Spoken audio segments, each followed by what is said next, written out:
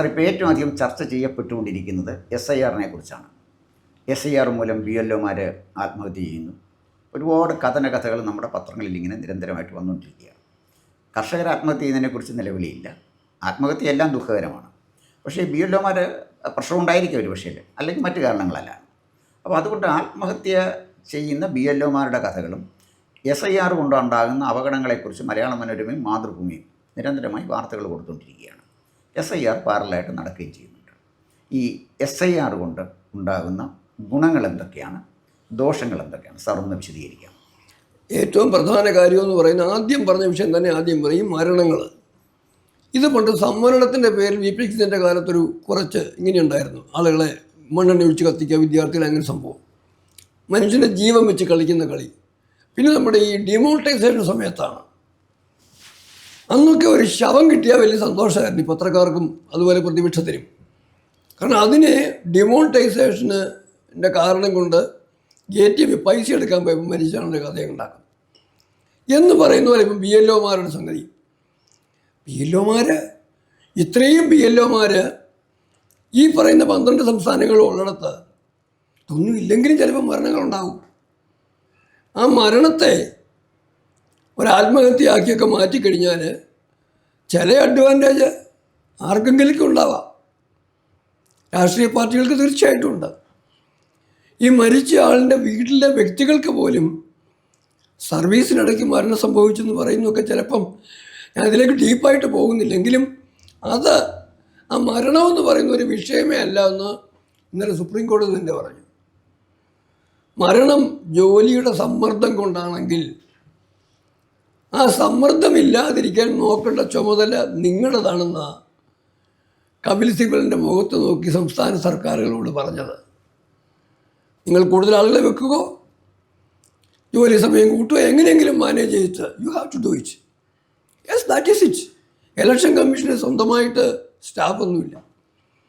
ഓരോ സംസ്ഥാനങ്ങളിലും ആ സംസ്ഥാന സർക്കാരാണ് ഇലക്ഷൻ കമ്മീഷന് സ്റ്റാഫിനെ കൊടുക്കുന്നത്.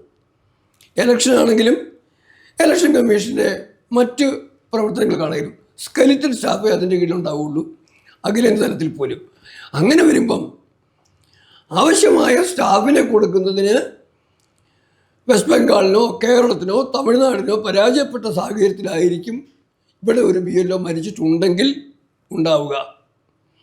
കൃത്യമായിട്ട് മരണം ഉണ്ടാക്കിയെടുക്കുന്ന കാര്യം വേറെ, അങ്ങോട്ട് ഞാൻ പോകുന്നില്ല.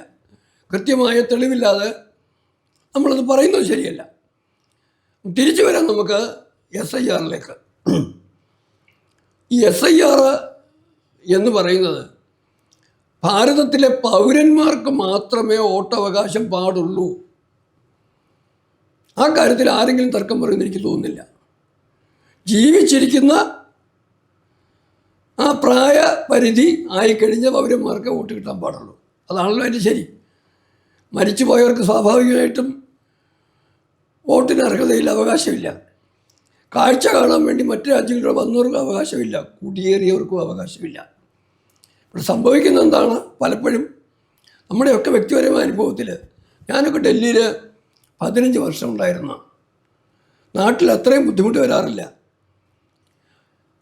മുനിസിപ്പൽ ഇലക്ഷന് വോട്ട് കാണും, അസംബ്ലി ഇലക്ഷന് കാണില്ല, ലോക്സഭാ ഇലക്ഷന് കാണും, അടുത്ത ഇലക്ഷന് കാണില്ല.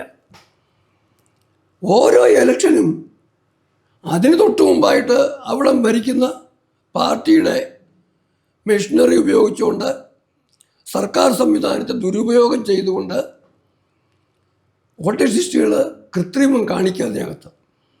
ആ സാഹചര്യമെല്ലാം മാറ്റി കൃത്യമായും ഭാരതത്തിലെ പൗരന്മാർക്ക് 18 വയസ്സ് കഴിഞ്ഞാൽ വോട്ട് ഉറപ്പാണെന്നും അതുപോലെ മരണം കഴിഞ്ഞാൽ ആ വോട്ട് ഇല്ലാതാക്കുമെന്നും ഉറപ്പ് വരുത്തുന്ന ഒരു സംവിധാനം ഉണ്ടായേ പറ്റുള്ളൂ. അത് ലക്ഷ്യം വെച്ചിട്ടാണ് ഭാരതത്തിലെ മൊത്തമുള്ള വോട്ടേഴ്സ് ലിസ്റ്റ് ശുദ്ധീകരിക്കുക, ക്രമീകരിക്കുക. ഈ ലക്ഷ്യം വെച്ചാണ് SIR-ന് വേണ്ടി പോയത്.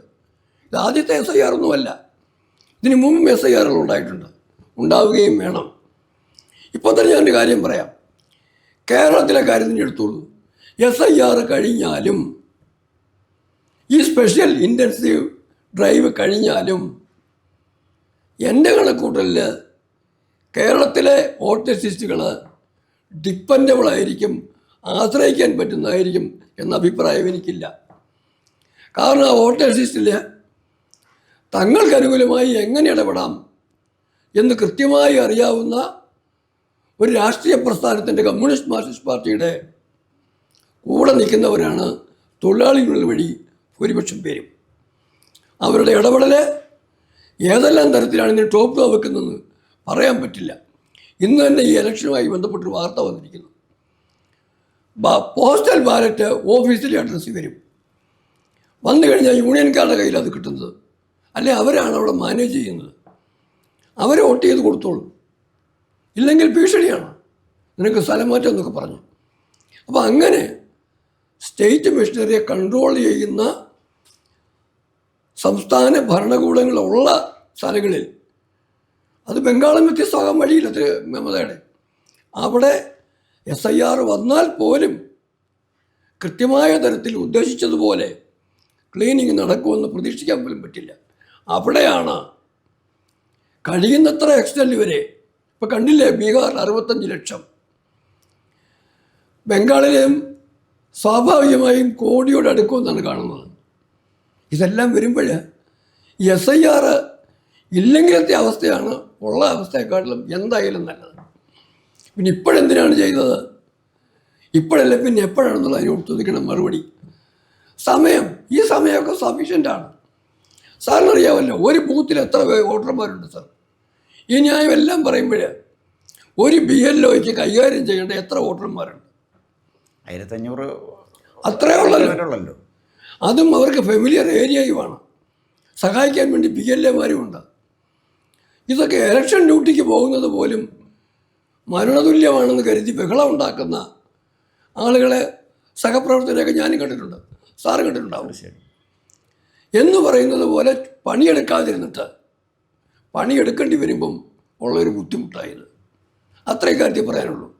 പിന്നെ SIRൻ്റെ അടിസ്ഥാനപരമായ ലക്ഷ്യം എന്ന് പറയുന്നത് ഭാരതത്തിലേക്ക് കുടിയേറി വന്നു കഴിഞ്ഞാൽ ആധാർ കാർഡ് കിട്ടും, വോട്ട് കിട്ടും, റേഷൻ കാർഡ് കിട്ടും, ഇവിടുത്തെ സാധാരണ ജനങ്ങൾക്ക് കിട്ടുന്ന മുഴുവൻ സൗകര്യങ്ങളും റോഹിംഗ്യൻ കുടിയേറ്റക്കാരനും ബംഗ്ലാദേശിൽ നിന്ന് കുടിയേറി വരുന്നവർക്കും എല്ലാം കിട്ടുന്നൊരു സാഹചര്യം ഭാരതത്തിന് അനുവദിക്കാൻ പാടില്ലാത്തൊരവസ്ഥയിലേക്ക് രാജ്യം എത്തി നിൽക്കുകയാണ്. ഒരു രാജ്യത്തിനും, അമേരിക്കയ്ക്ക് പോലും അവിടെയും കാണുന്നുണ്ട്, അനധികൃത കുടിയേറ്റക്കാരെ ഒരു പരിധിക്കപ്പുറം ആർക്കും സഹിക്കാൻ കഴിയില്ല. യൂറോപ്പിലാണെങ്കിലും അമേരിക്കയിലാണെങ്കിലും എവിടെയാണെങ്കിലും. നമ്മളൊന്ന് ആലോചിച്ച് നോക്കി, ഇസ്ലാമിക രാജ്യങ്ങൾക്ക് ചൈനയുമായിട്ട് നല്ല ബന്ധമാണല്ലോ പാകിസ്ഥാനൊക്കെ. ബർമയായിട്ട് പാകിസ്ഥാന് ബോർഡറുമുണ്ട്. എന്നാൽ എന്തുകൊണ്ടാണ് മ്യാൻമാറിൽ നിന്ന് അഭയാർത്ഥികളായിട്ട് പോരേണ്ടി വരുന്ന കുറച്ച് റോഹിംഗ്യൻ മുസ്ലിംസിനെ ചൈനയിലൊക്കെ എടുത്തോ എന്ന് MA പിണറായി വിജയനൊന്നും പറഞ്ഞു പോലും ആരും കേട്ടിട്ടില്ലല്ലോ. എന്തേ പറയാത്തത്? അവർക്കൊന്നും ഈ പണി പറ്റില്ല. അവരുടെ അതിനെ അടച്ചു പൂട്ടി ആർക്കും കയറാൻ വയ്യാതെ സുരക്ഷിതമാക്കി വെച്ചിരിക്കുക. ഇതെല്ലാം സഹിക്കാനുള്ള ബാധ്യത ഭാരതം അങ്ങെടുത്തു. വരുന്നവരെല്ലാം വന്നോട്ടെ എന്ന് പറഞ്ഞാൽ അത് അനുവദിക്കാൻ പറ്റില്ല. ആ ഒരു സാഹചര്യത്തിലാണ് SIRൻ്റെ പ്രസക്തിയും SIRൻ്റെ അനുപേക്ഷണീയമായ സാഹചര്യവും എന്നാണ് എനിക്കെടുത്ത് പറയുന്നത്. സാർ, ഇപ്പോൾ SIR വന്നു കഴിഞ്ഞാൽ ഇന്ത്യക്കാർക്ക് മാത്രമായി വോട്ടവകാശം നിലനിർത്താൻ കഴിയുമോ? ഒറ്റ ചോദ്യങ്ങളിലൊന്നതാണ്. ഇപ്പോൾ 2002 നമ്മൾ ഒരു കട്ട് ഓഫ് ഡേറ്റ് ആയിട്ട് എടുത്തിരിക്കുന്നത്. എന്താണ് ഈ 2002ൻ്റെ സാങ്ക്ടിറ്റി? അപ്പോൾ ഇത് വന്നു കഴിഞ്ഞാൽ അപ്പോൾ ഇനിയും വോട്ടവകാശമുള്ള ഒരാൾ ഇന്ത്യൻ പൗരനാണെന്ന് ഉറപ്പാണല്ലോ. ഇപ്പോൾ എനിക്ക് ഈ പ്രാവശ്യം എനിക്ക് വോട്ടുണ്ടെങ്കിൽ ഞാൻ ഇന്ത്യൻ പൗരനല്ലാത്ത ഒരാൾക്ക് SIRലൂടെ വന്ന് വോട്ട് നേടാൻ പറ്റില്ല. എന്ന് പറഞ്ഞാൽ SIRന് ശേഷം വോട്ടേഴ്സ് ലിസ്റ്റിൽ ആരുടെയൊക്കെ പേരുണ്ടോ അവരൊക്കെ ഇന്ത്യൻ പൗരനാണ് എന്നാണ് അർത്ഥമാകുന്നത്. അങ്ങനെയാണെങ്കിൽ വോട്ടേഴ്സ് ID നമുക്ക് പൗരത്വത്തിൻ്റെ രേഖയായിട്ട് കണക്കാക്കിയാൽ പോരെ? അങ്ങനെ ഒരു തീരുമാനം ഇതുവരെ ആയിട്ടില്ല. അതാകണ്ടേ? സ്വാഭാവികമായിട്ടും അതല്ല. അങ്ങനെ സംഭവിക്കണമെന്നുണ്ടെങ്കിൽ തിരിച്ചാണ് സംഭവിക്കേണ്ടത്. വോട്ടേഴ്സ് ID ഉള്ള ആളിനെ പൗരനായിട്ടല്ല, പൗരത്വം ഉള്ള ആളിനെ വോട്ടറായിട്ടാണ് കണക്കാക്കേണ്ടത്. അങ്ങനെ വരേണ്ടത്. അങ്ങനെ വരുമ്പം പൗരത്വത്തിന് ഒരു അടിസ്ഥാന രേഖ ഉണ്ടാവണം. ആധാർ പോലും അതിനുള്ള രേഖയാണെന്ന് ആരും അംഗീകരിച്ചിട്ടില്ല ഇതുവരെ.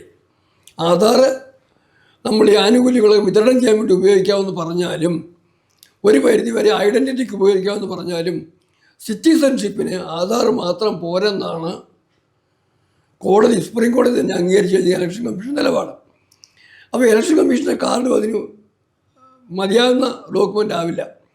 അത് സ്വാഭാവികമായിട്ടും പലരും ഭയപ്പെടുന്നത് പോലെ, എന്നാൽ നേരും നെറിയും രാജ്യത്തിൻ്റെ പുരോഗതിയും ആഗ്രഹിക്കുന്നവർ ആഗ്രഹിക്കുന്നത് പോലെ നാഷണൽ സിറ്റിസൺഷിപ്പ് രജിസ്റ്റർ NRC അത് ഉണ്ടാകുന്ന അവസ്ഥയിലേക്ക് കാര്യങ്ങൾ നീങ്ങണം. അതിനെ പ്രതിരോധിക്കുന്നവരുടെ പ്രതിരോധത്തിലെ കാര്യം നമുക്കറിയാം. കുടിയേറി വന്നവരെ വീട്ടുകാരും വീട്ടിലുള്ളവരെ ഒഴിവാക്കപ്പെടുന്നവരുമായി കണക്കാക്കുന്ന ആ രാഷ്ട്രീയമാണ് NRC എതിർക്കുന്നത്. മമതയുടെയൊക്കെ പ്രധാന എതിർപ്പ് അതിലെയാണ്. ഇവൻ തമിഴ്നാട്ടിൽ പോലും ആയെങ്കിലുള്ള എതിർപ്പുണ്ട്. ശ്രീലങ്കയിൽ മറ്റും കുടിയേറിയ കണ്ടമാന ആളുകളുണ്ട്. അതുകൊണ്ട് സാറ് പറഞ്ഞ പോയിന്റ് വളരെ വ്യക്തമാണ്. സിറ്റിസൺഷിപ്പിൻ്റെ രേഖ ഇതാവില്ലെങ്കിൽ പോലും സ്വാഭാവികമായും സിറ്റിസൺഷിപ്പിന് ആശ്രയിക്കാവുന്ന കൃത്യമായ രേഖ ഡിജിറ്റലായിട്ടുള്ളത് തന്നെ അധികം താമസിക്കാതെ ഈ ഇലക്ഷൻ്റെ SIR പ്രോസസ്സുകൾ കംപ്ലീറ്റ് ചെയ്യുകയും സെൻസസും എല്ലാം കഴിയുമ്പം ഉണ്ടാകുമെന്ന് കൃത്യമായി നമുക്ക് പ്രതീക്ഷിക്കാവുന്നതാണ്. പിന്നെ മറ്റേ കാര്യം, 2022 ആ സമയത്ത് ഇതുപോലൊരു റിവിഷൻ നടന്നതാണ്. അതിനുശേഷം ഇത്രയും കാലം നടന്നില്ല. അതാണിപ്പോൾ വേണ്ടി വരുന്നത്. പിന്നെ സാർ ഒരു കാര്യം കൂടി ഓർക്കണം. ഇവിടെ പോലും എനിക്കറിയാം, ഇടുക്കിയിലും മറ്റും ഇലക്ഷന് മുമ്പായിട്ട് ഒരു സ്ഥാനാർത്ഥി, അദ്ദേഹം മരിച്ചു, ഞാൻ പറയുന്നില്ല, ഇലക്ഷൻ വരാൻ പോവാണ്. ഒരു 1,00,000 പേരുടെ ഈ ഇലക്ഷൻ്റെ ഫോം ഉണ്ടല്ലോ, വോട്ടേഴ്സിനുള്ള ഫോം, അത് ഉടനെ തന്നെ പ്രിൻ്റ് ചെയ്ത് അവിടെ എത്തിക്കണം എന്ന് പറഞ്ഞാൽ ഈ വോട്ടേഴ്സ് കൃത്രിമം ചേർക്കുക എന്നുള്ള കാര്യം ഇവിടെ എല്ലാം നടക്കുന്നതാണ്. കേരളത്തിലെ കണ്ടില്ലേ, കഴിഞ്ഞ പ്രാവശ്യം അടൂർ പ്രകാശ് ആറ്റിങ്ങൽ ഉയർത്തിയ പരാതി, രമേശ് ചെന്നിത്തലയാണ് കേരളത്തിലെ എല്ലാ മണ്ഡലങ്ങളിലും ഉണ്ടെന്ന് പരാതിപ്പെട്ട അനധികൃത വോട്ടർമാരുടെ എണ്ണം. ഇതൊക്കെ നോക്കുമ്പോൾ എന്താണ് കേരളത്തിലെ പ്രതിപക്ഷം, ഞാൻ ഭാരതത്തിലെന്ന് പോലും പറയുന്നില്ല, എന്തുകൊണ്ടാണ് SIRനെ എതിർക്കുന്നതെന്ന് എനിക്ക് മനസ്സിലാവുന്നില്ല. സാർ അടുത്ത അല്ല, ഇതിനകത്ത് നമുക്കിനി വേണ്ടത് സാറിൻ്റെ അഭിപ്രായം കേട്ട് എനിക്ക് വ്യക്തിപരമായി പറയാനുള്ളൊരു കാര്യം, തീർച്ചയായിട്ടും നാഷണൽ സിറ്റിസൺ രജിസ്റ്റർ അനിവാര്യമാണ്. ഒപ്പം വോട്ടേഴ്സ് ലിസ്റ്റ് ഇങ്ങനെ പുതുക്കുന്ന സംവിധാനം അവിടെ അവസാനിപ്പിക്കുകയും ആദ്യം സിറ്റിസൺഷിപ്പ് പ്രൂവ് ചെയ്തിട്ട് ഞാൻ ഇന്ത്യൻ സിറ്റിസൺ ആണെന്ന് ഞാൻ പ്രൂവ് ചെയ്തിട്ട് വേണം എൻ്റെ വോട്ടവകാശം ഞാൻ ചോദിക്കാൻ. അല്ലാതെ എൻ്റെ വോട്ടവകാശം എൻ്റെ തലയിൽ അടിച്ചേൽപ്പിക്കേണ്ട കാര്യമില്ല. എനിക്ക് വോട്ട് ചെയ്യണമെങ്കിൽ എൻ്റെ സിറ്റിസൺഷിപ്പ് ഞാൻ പ്രൂവ് ചെയ്യണം. അങ്ങനെ പ്രൂവ് ചെയ്യുന്ന ഒരാൾക്ക് മാത്രമേ നമ്മുടെ റേഷൻ കാർഡ് കിട്ടാൻ പാടുള്ളൂ, വസ്തു പതിച്ചു കൊടുക്കാൻ പാടുള്ളൂ. ഗവൺമെൻറ് എന്തെല്ലാം സൗജന്യങ്ങൾ പൗരന്മാർക്ക് കൊടുക്കുന്നു, ആ സൗജന്യം തീർച്ചയായിട്ടും ഇന്ത്യക്കാർക്ക് മാത്രമായി പരിമിതിപ്പെടുത്തുകയും ഇന്ത്യയിലേക്ക് കുടിയേറി വന്ന വിദേശ രാജ്യങ്ങളിൽ നിന്ന് വന്ന ആളുകളെ ഏത് മാർഗം ഉപയോഗിച്ചും അമേരിക്ക മെക്സിക്കോയിലോട്ട് പറഞ്ഞയക്കുന്നുണ്ടല്ലോ എന്ന് പറഞ്ഞ പോലെ ബൈ ഫോഴ്സ് അവരെ ഇന്ത്യയിൽ നിന്നും എവിക്റ്റ് ചെയ്യുകയും ചെയ്തില്ലെങ്കിൽ നമ്മുടെ ജനാധിപത്യം ഒരു പ്രഹസനമായി മാറും എന്ന് മാത്രമല്ല, ഇന്ത്യയുടെ നിലനിൽപ്പിന് തന്നെ ഭീഷണിയായിട്ട് മാറും എന്നാണ് എൻ്റെ വിശ്വാസം. അങ്ങ് തീർച്ചയായിട്ടും വന്നു ഈ ചർച്ചയിൽ ഈ വളരെ ഇൻഫോർമേറ്റീവ് ആയിട്ടുള്ള കാര്യമാണ് തന്നത്. നമസ്കാരം. കൂടുതൽ വാർത്തകളും വിശേഷങ്ങളും നേരിട്ട് ലഭിക്കാൻ ജനങ്ങളിൽ നിന്ന് ജനങ്ങളിലേക്ക് ജനഭൂമി ന്യൂസ് സബ്സ്ക്രൈബ് ചെയ്യൂ. ബെൽ ബട്ടൺ അമർത്താനും മറക്കരുത്.